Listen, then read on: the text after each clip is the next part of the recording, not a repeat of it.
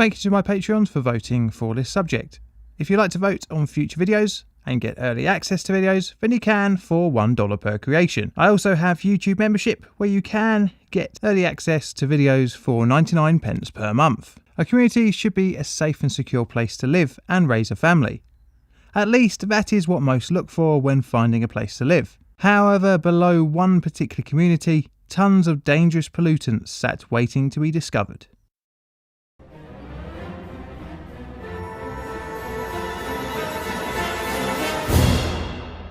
It's August 1978, and for the first time in US history, emergency funds are to be used for a situation other than a natural disaster. President Jimmy Carter declares a public health emergency in a community near Niagara Falls, and would be the first entry in the Superfund list. This would affect hundreds of families, meaning all would have to be relocated, essentially dismantling a small community. But the Love Canal disaster story started many decades before. In 1894, William T. Love began to dig a canal between Upper and Lower Niagara Falls City in New York, which is around here on a map. The cutting was intended to be used to provide hydroelectric power to his dream of a model town.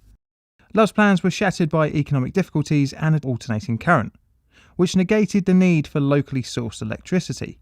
The canal by 1910 was 3,000 feet long, around 80 to 100 feet wide, and between 7 and 16 feet deep, with one end around 1,500 feet from the Niagara River. The ditch went out of use for many years, filling up with water and occasionally being used for swimming by the locals in the summer. However, the municipality decided the big ditch would be perfect for use as a dump.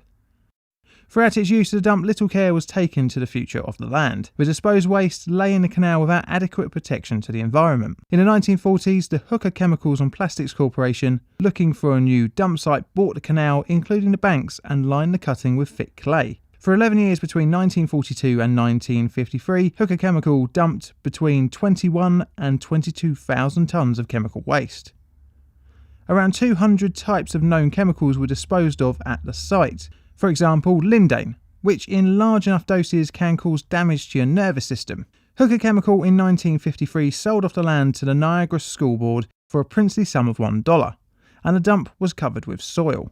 The Niagara School Board had been inquiring about the land as early as 1952. Originally, the chemicals company had sought to deed the land to the board for the sole use of a park. This was refused by the board, and instead the land was sold for $1 with an extensive contract limiting any future liability to the company from the waste buried below. As the housing needs in the Niagara Falls area increased in the 1950s, the now covered over Love Canal started to see development, starting off with the construction of the 99th Street School in its originally proposed location. However, after construction works had begun, some exposed waste led to the project being slightly moved, for fears of foundation issues due to the unstable ground. After the 99th Street School was completed and began teaching its some 400 students, another school, the 93rd Street, opened.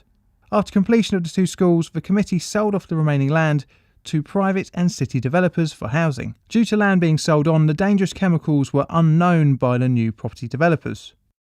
During various works in the area, including building of sewers for the new properties, the clay cap and protective walls to the waste dump got damaged. Because of the lack of knowledge by the developers for the dangers below, no contamination monitoring took place. The damage to the clay linings allowed the deadly chemicals to seep into the ground and be washed away by rainwater. During construction work on the LaSalle Highway, some of the chemicals managed to find its way into some of the houses' backyards and basements. By 1972, nearly all the houses in the area were built, with many having their backyards adjacent to the old dump site. Throughout the 1960s and early 1970s, various residents complained of strange odours, minor unexplained fires, and odd puddles of chemicals.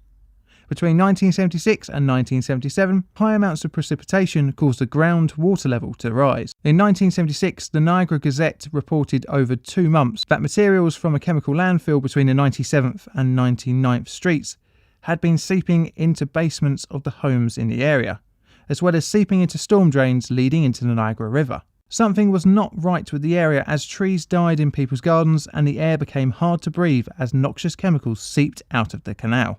The newspaper sent 2 reporters to a number of pumps around the area to carry out independent testing. The results indicated a presence of 15 organic chemicals, including 3 toxic chlorinated hydrocarbons. The articles in the Gazette prompted residents to start contacting the local government and throughout the 1970s organised protests. The New York State Department of Environmental Conservation visited the Love Canal in late 1976 due to suspicions that Hooker had dumped Mirex during the area's tenure as a dump site. Mirex is a deadly chemical that has been used in pesticides, however it has since been banned. During 1977, a study was undertaken around the homes closest to the canal and detected numerous volatile organic chemicals, suggesting a serious health threat in the air of the property's basements. In early 1978, reporter Michael Brown undertook a door-to-door survey investigating reports of elevated health issues amongst the Love Canal community. During his survey, multiple cases of birth defects were found. Around this time, several residents' protest groups were formed. On the 2nd of August 1978, Lois Gibbs of the Love Canal Homeowners Association began to rally residents. Gibbs had enrolled her son at the local school in 1977, and he had developed a number of conditions including epilepsy, asthma, and a low white blood cell count.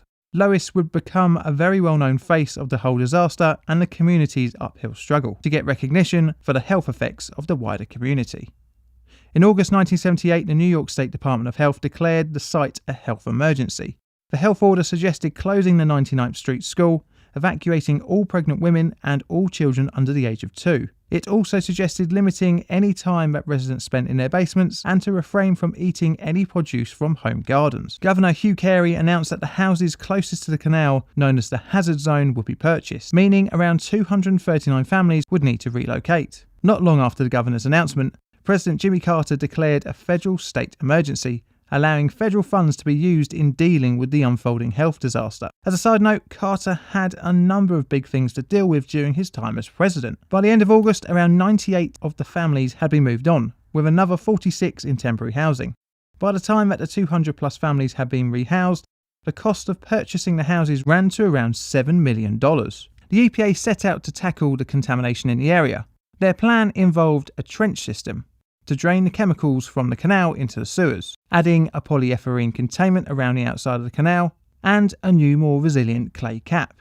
However, the works were considered controversial as the local activist groups pushed for an evacuation before excavation policy for the wider area outside of the deemed hazard zone, which is understandable worry as various studies and medical surveys estimated that 75% of Love Canal residents would face elevated health risks. The tensions at the work site ran into fever pitch as protesters, including Mrs. Gibbs, were arrested, although charges would later get quietly dropped. Surveys around the 93rd Street School also showed elevated levels of contamination, and more families around the area began to try and move away. By 1980, around 710 families were being prepared for temporary evacuation. These families came from an extended 50-square block area around the dump, and was funded by a second federal state emergency declaration. Some were to move only temporarily, where others moved out for good. Some were offered buyouts, where others were offered low-interest loans. Also in 1980, the US government passed the Comprehensive Environmental Response, Compensation and Liability Act, better known as the Superfund Act. One part of the new act was that it could be retroactively applied. This meant that any company responsible for an environmental disaster could be held liable for cleanup of the waste, even though it followed US laws when disposing of it. This would bring Hooker Chemical back into the picture. However, it had been sold in the late 1960s to Occidental Petroleum, and this would get expensive. For the next few years, the bought-out houses began to get knocked down as residents tearfully left the neighbourhood. 2 rings of houses immediately around the canal were condemned, however it was unknown if any more houses were habitable. In 1982, the EPA confirmed that the properties outside of the initial 2 rings of houses would be habitable again. Around this time, the EPA found that the dioxin levels at the canal were 100,000 times the toxic level for lab animals. In 1984, Occidental settled with the residents a $20 million lump sum. The lawsuit had some 1,328 named residents. This worked out as $14,250 on average per resident. An additional $1 million was set aside for a medical fund. This was following the 1983 suit brought against the company from the government. The company would carry on paying out for years to come in the form of insurance and personal injury claims. For the remainder of the 1980s, further cleanup and remedial work would be carried out, including cleaning out the sewers and regular testing of air and soil samples. The Love Canal Area Revitalisation Agency was set up for redevelopment of the habitable areas north of the Love Canal, resulting in the new Black Creek Village, consisting of around 260 renovated homes.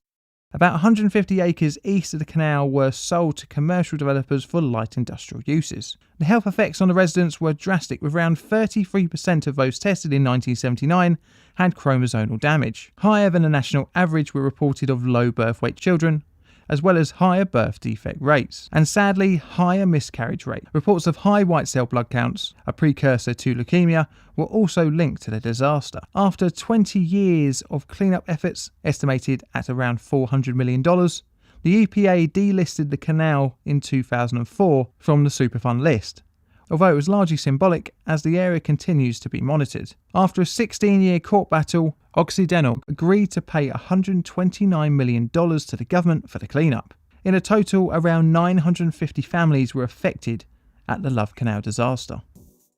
Thank you for watching. I hope you enjoyed the video. If you'd like to support the channel financially, you can from $1 per creation on Patreon, or for 99 pence on YouTube.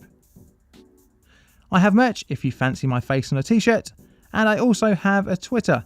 And all that's left to say is thank you for watching.